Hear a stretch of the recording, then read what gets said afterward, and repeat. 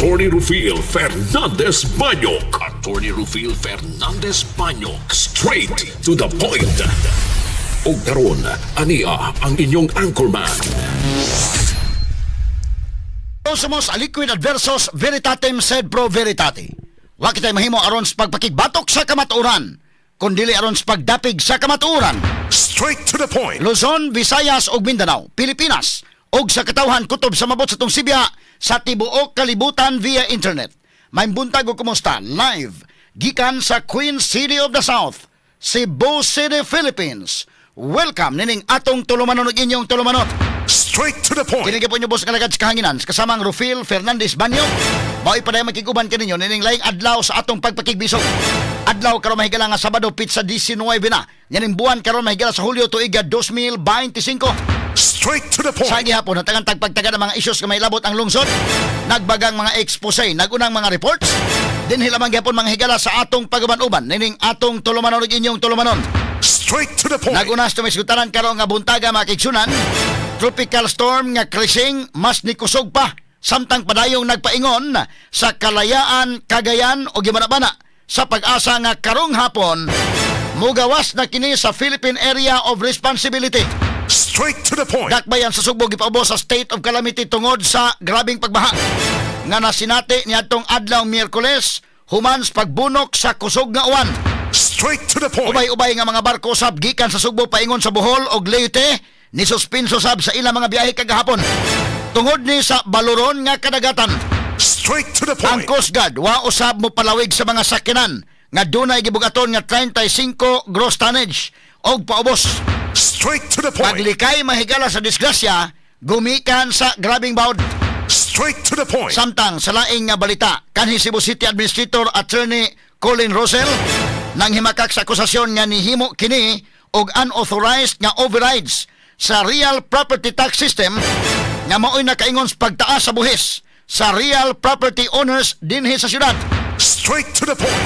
Kato sa nagpagtagad lubuntaga mahigala sa atong pagbanuban nining atong tulumanon ug inyong tulumanon. Straight to the point. Samtang ang atong pagpadayon mahigala paghisgot. Dili malikayan mahigala atong mahisgutan giniron. Kay ako nang gisuwat sa tungkulom kagahapon ang labot sa dakong negosyo. Kalma lang kayo ha, kanada yung basura, dakong kwarta ke, ha? Kwarta sa basura. Minilyon di ay, ha? Unya, gawas anak mga higala, ariputa sa province, kinida yung negosyo sa Wiwi ug Popo. Ako nang gisuwat sa kungkulom kagahapon, dako sa dayong kwarta. Straight to the point. Ni ata mahigalay ato ipakita kaninyo karon. Kini mga higalang ato nakuha mahigalang data gikan sa Kapitolyo may labot sa income nga bahin mga higala sa Kapitolyo niini mga kahigalaang negosyo sa Mr. Law Philippines sa ato mahigala mga pansayan dire sa Cebu North Bus Terminal ug South Bus Terminal. Straight to the point. Ang akong gikwenta ha ang kasilyas pa lang sa Cebu North Bus Terminal ug Cebu South Bus Terminal. Kay bao ka unday ken Mr. Lo di lang day kana magida. Hasta pa pinamungahan dito sa kini uban nga mga Mr. Lo sa di ay. Karong buntaga tagantan ni pagtagad pero ang akong kwentahon ninyo para matagaan mo mahigalag kini ni ang idea pilay makwarta. Ang Cebu North Bus Terminal lang ug ang Cebu South Bus Terminal. Ha? Makita ninyo pila na mahigalay kwarta ni Mr. Lo o pila ra mahigalay gibahin sa Kapitolyo. Straight to the point. Imagine ka ng 5%. Nya pila man sa actual gyud nga kwarta karon butaga atong hisgutan. Nining atong pagbanuban mahigala sa atong tulumanon ug inyong tulumanon. Straight to the point. Samtang sa kauluhan mahigala First Lady Liza Aranita Marcos tua sa Riyadh, Saudi Arabia alang sa Osaka matud pa working visit. Straight to the point. Mao kuno ni hinungdan nga dili mo kuyog ni Presidente BBM sa iyang biyahe ngadto sa Amerika og mga adlaw. Straight to the Kay point. daghay nang utana aron unta nga mawagtang kining mga espekulasyon, kining isyu mga kagalaan nga dunay say problema dito sa Amerika. Ano di man sa mukuyog sa pagpakigkita ni BBM kay giimbitar siya may galang Donald Trump. Straight to the point. Ngano man gyud nya nagpabiyahe-biyahe man kunuhay siya sa Riyadh.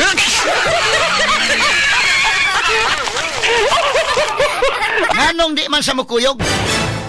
Ngadto sa Amerika mga higala.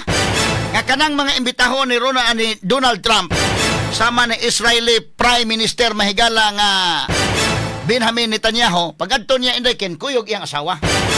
Pero si BBM mo ngadtog Amerika mga kaigsunan, dili mo kuyog si Lisa Marcos ngano man, ha? Ato ning tagag pagtagad mga kaigsunan, ha? Kay first time ka BBM first Asian leader. Pagyud mga higala nga giimbitar sa US, giimbitar ni Trump sa iyang ikaduha nga termino mga higala isip presidente sa Amerika. Straight to the point. Unya unang biyahe ni BBM dito sa Amerika nga di mo kuyog si Lisa. Ngano man? Aron pagwagtang ining tanan unta nga mga espekulasyon ba?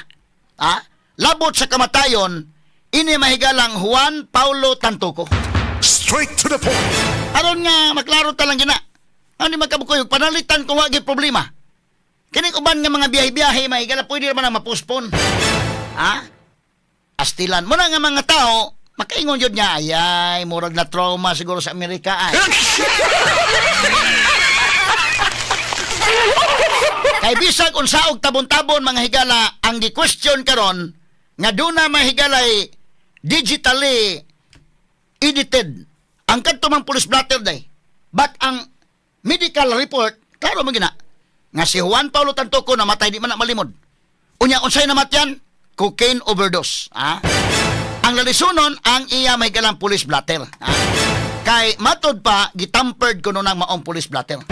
Pero kining medical result, kining toxicology result, wa may tampered ani dakin. Straight to the point. So it is a fact nga dunay namatay, di man na malimod namatay si Juan Paulo Tantuco, di kina pwedeng fake news. Ikaduha, cocaine overdose, di po na pwedeng fake news. Ang pangutana, diin man si Lisa Aranita Marcos anang panahona, mga sukintig paminaw sadang naitabo kini. O sadang wa pa ni mahitabo, sadang naitabo kini og sa humans pagkahitabo. Kay ibutang ta lang humans pagkahitabo. Nya namatay nang imong kauban niyo kaon-kaon pagkagabi. Kauban ninyo og sayo-sayo pagkagabi isaro na magdi ka mo adto inday Straight to the point. Usa ka Pilipino guni nga namatay dito sa foreign land.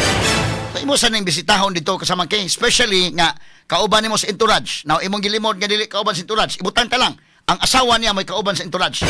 Kay cabinet secretary man. Nga namatay ng banaron, nganong mo na magmingaw man. Ngano man nga mingaw man ang Malacañang, sod sa 4 ka buwan, una pa man mitingog mahigala sa doon na resulta pod nga cocaine overdose. Straight to the point. Karon mo taga-tagan tani pagtagad sa banuman usab nining atong tulumanon ug inyong tulumanon. Straight to the point. Kini gubantang mga sutanan niya mabati exclusive over DYHP RMN Cebu. 612 sa dial sa inyong mga radyo ug sa 93.9 IFM. Serbisyo publiko gikan sa mong lukhan. Sa kanunay DYHP number 1. Kani ato o karon DYHP lagi haron. Kayong Diyos o ang natawan mao'y akong nilalagan. Sa kalingawan mga drama o balita, ang DYHP na una permi. Sa prinsipyo komentaryo, wala panigid-igan, papasalan na pagserbisyo. O DYHP,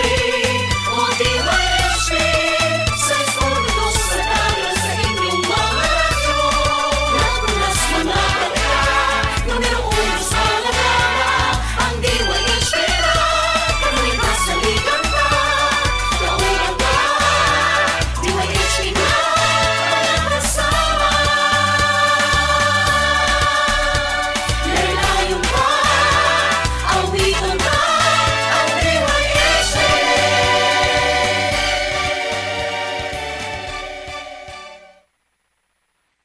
Straight to the point.